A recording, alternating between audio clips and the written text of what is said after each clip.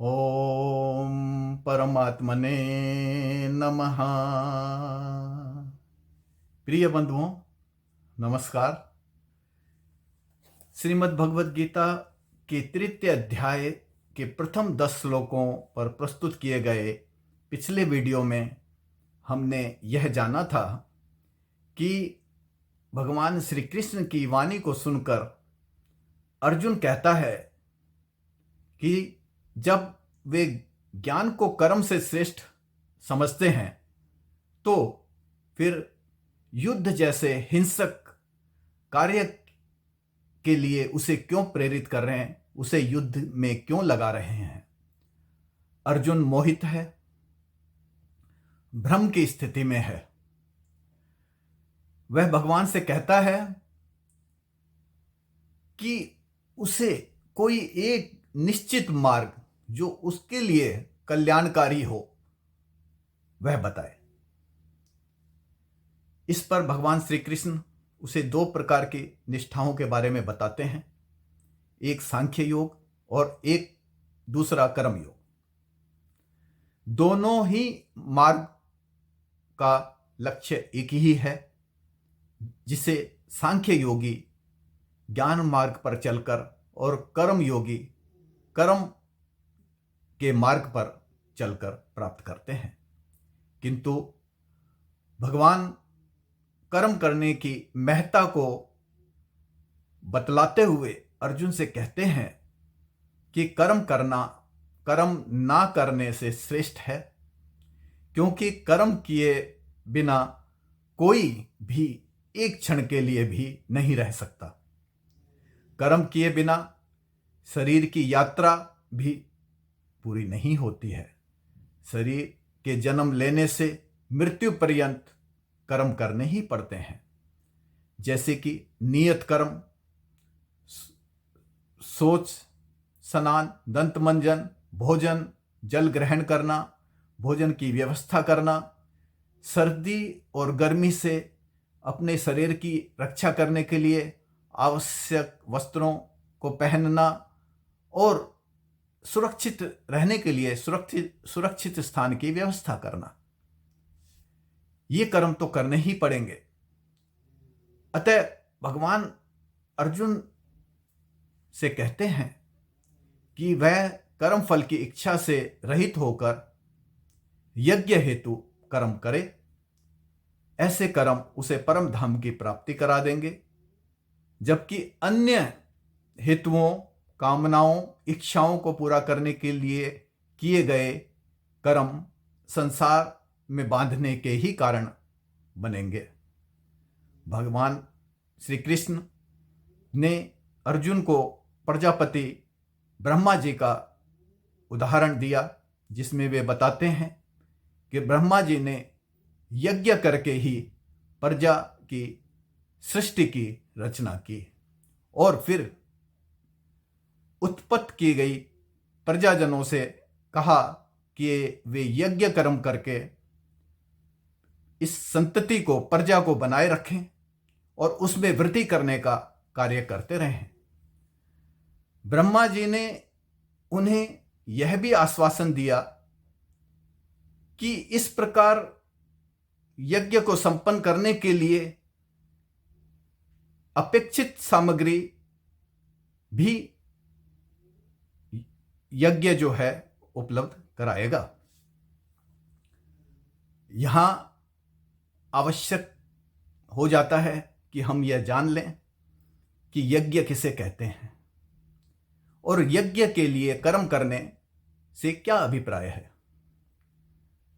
जब ब्रह्मा जी ने प्रजा को यज्ञ करने के लिए कर्म करने को कहा तो उनका तात्पर्य भगवान नारायण को प्राप्त करने के लिए कर्म करने से था। इस विषय में श्रीमद् भगवत महापुराण के स्कंद 11 के अध्याय 19 में वर्णित श्लोक संख्या 39 में भगवान श्री कृष्ण स्वयं उद्धव से कहते हैं, यज्ञो अहम भगवतम, यानी मैं पूर्ण पुरुषोत्तम भगवान ही यज्ञ हूं।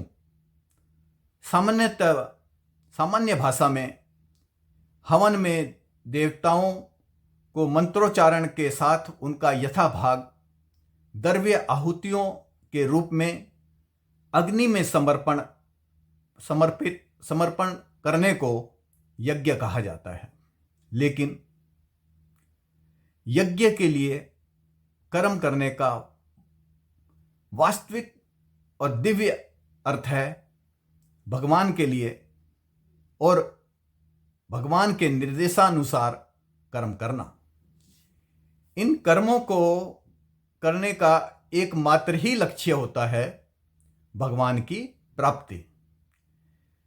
श्रीमद् भागवत पुराण के स्कंद 11 के अध्याय 13 में वर्णित श्लोक 14 में श्री भगवान कृष्ण उद्धव से कहते हैं कि वास्तविक योग्य पद्धति इतनी ही है कि मनुष्य को अन्य सारी वस्तुओं से अपना ध्यान हटाकर सीधे अपने मन को मुझ में लीन कर देना चाहिए।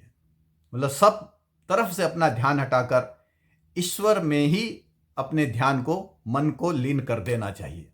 यही यज्ञ है, यही यज्ञ की पद्धति है।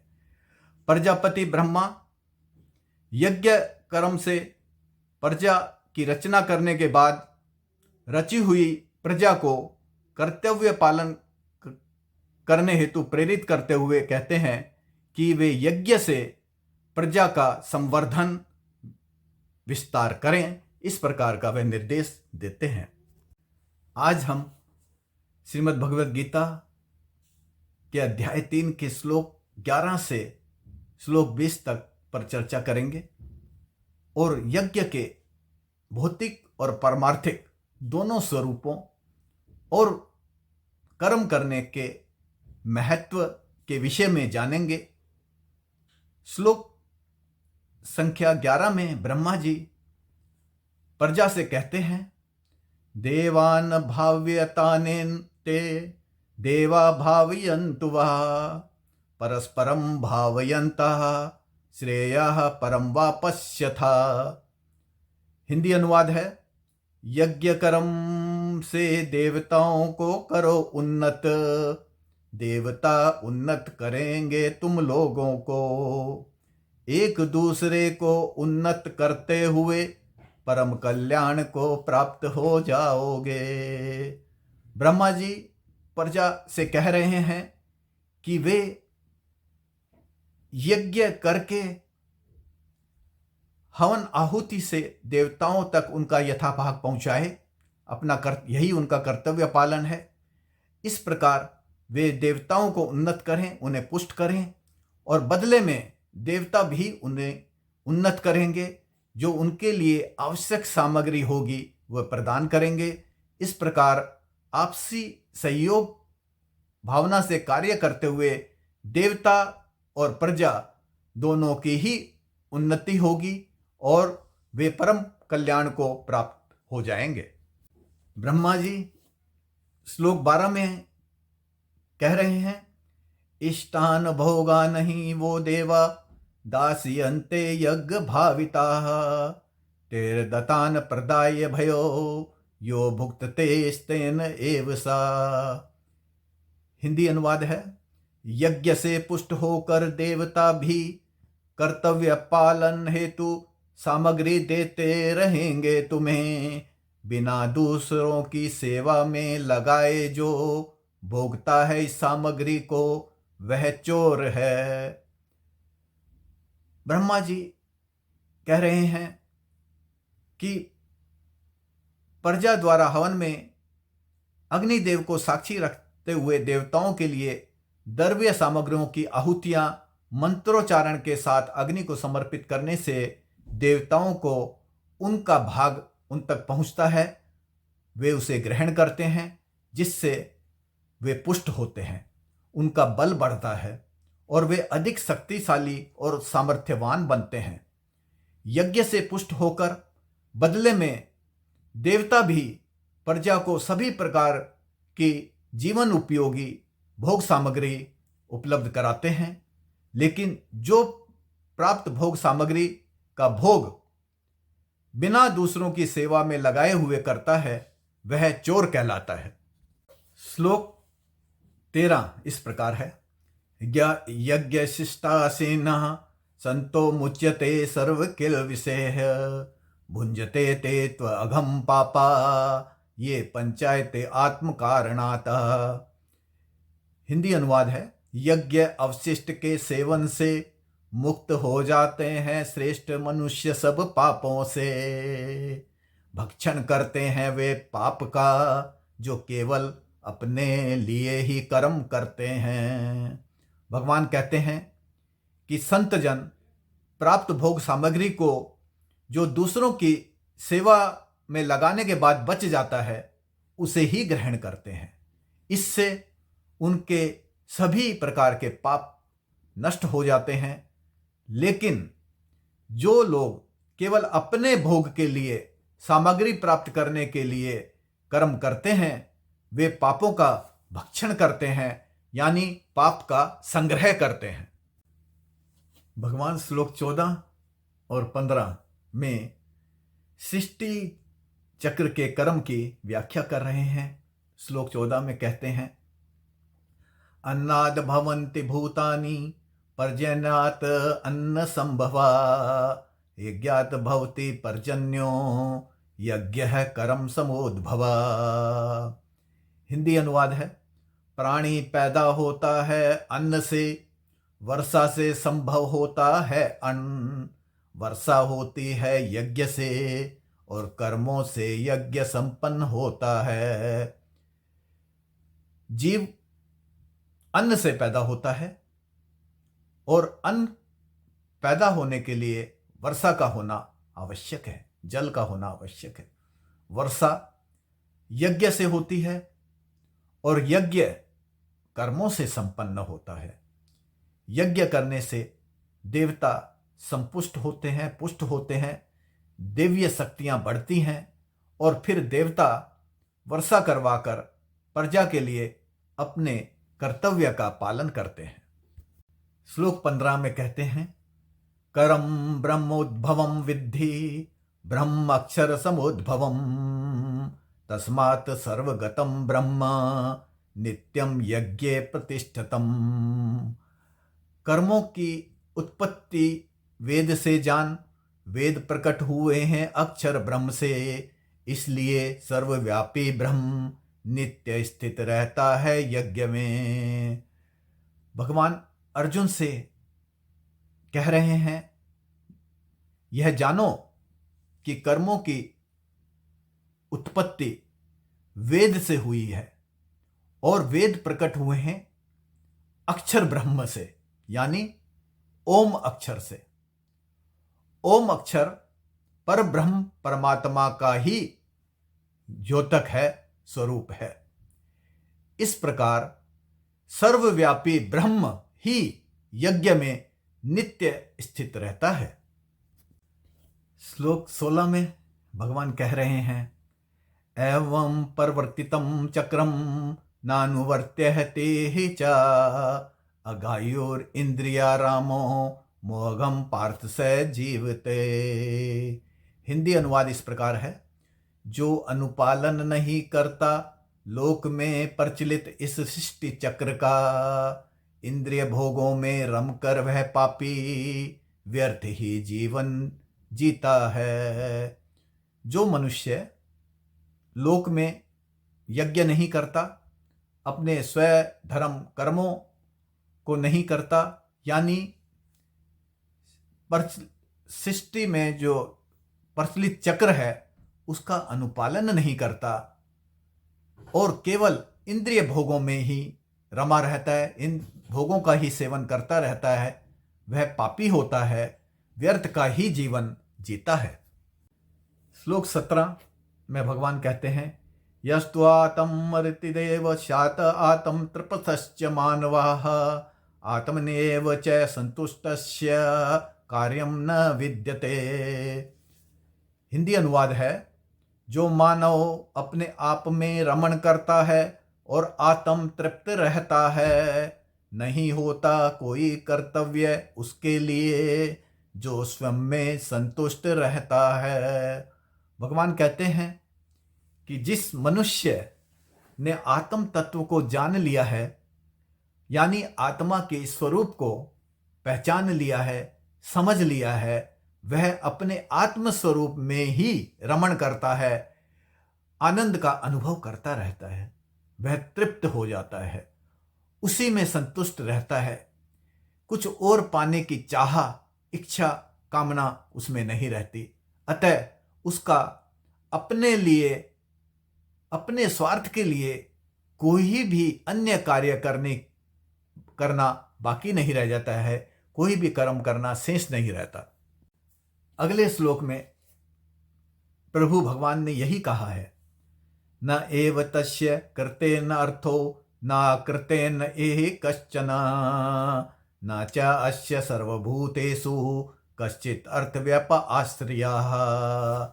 हिंदी अनुवाद है, नहीं होता कोई प्रयोजन उसका संसार में कर्म करने या नहीं करने से, तथा नहीं रहता उसका संपूर्ण प्राणियों से कुछ भी संबंध स्वार्थ का। जो मनुष्य आत्म तत्व को जान लेता है, अपने परम लक्ष्य यानी परम तत्व को पा लेता है, फिर उसके लिए इस संसार में कर्म करने या ना करने का कोई उद्देश्य नहीं रह जाता है।